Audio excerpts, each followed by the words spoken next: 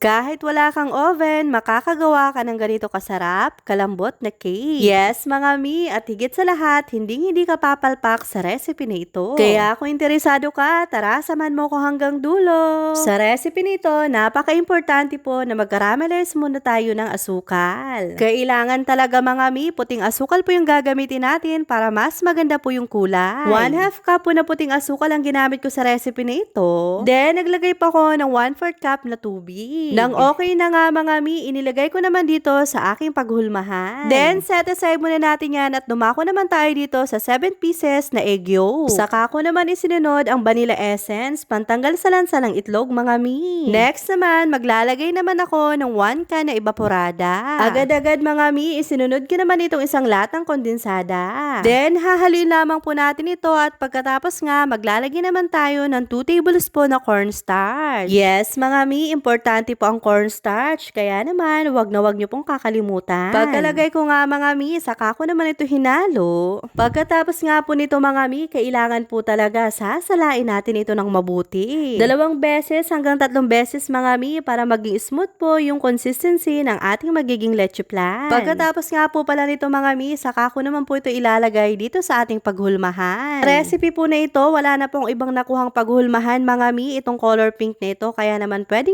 na yan. Pero kung pangbenta nyo mga mi, wag po kayong gagamit ng ganitong klaseng hulmahan. Sa oven lang po kasi ito pwede mga mi. Pero dahil wala na nga ako ibang makuha, kaya naman ipupush ko na lang ito mga mi. Mas okay pa nga mga mi kung ganitong klaseng paghulmahan na lamang ang gamitin nyo. Pagkatapos ko nga palang mailagay itong ating flan mixture, mag-i-steam na po tayo. Make sure lamang po na kulong-kulo na yung ating tubig bago po natin ito isalang. Then yung nasa ilalim po, tinakpan ko po ng foil para maiwasan po na matuluan ito ng tubig. And make sure mga mi na meron din pong tela yung takip ng ating steamer. Then i-steam po natin ito sa super low heat na apoy sa 40 minutes po. At habang nag-steam nga tayo, i-prepare naman natin ito dito sa aking bowl. Naglagay lamang ako ng 2 perasong itlog, 1/3 cup na cooking oil, then vanilla essence mga mi, saka ko naman nga ilalagay itong ating pancake mixture. Yes mga mi, ito na lamang po yung gagamitin natin para hindi na tayo mahirapan pa. Any brand naman po ng pancake mix mga mi, pwede kayong gumamit. Bali kalahating kilo po ito mga mi, then mix lamang po natin na maayos. Saka naman pa ako maglalagay dito ng paunti-unting evaporada. Kabuuan mga mi, nakagamit pa ako dito ng isang latang evaporada na 370 ml. Then saka na lamang po ako nag-add dito ng 1/3 cup na tubig. Kailangan lamang po mga mi, imimix natin ito ng mabuti para maging smooth po itong ating mixture. Then nung okay na nga mga mi, eto naman at dadako na tayo sa in-steam natin kanina.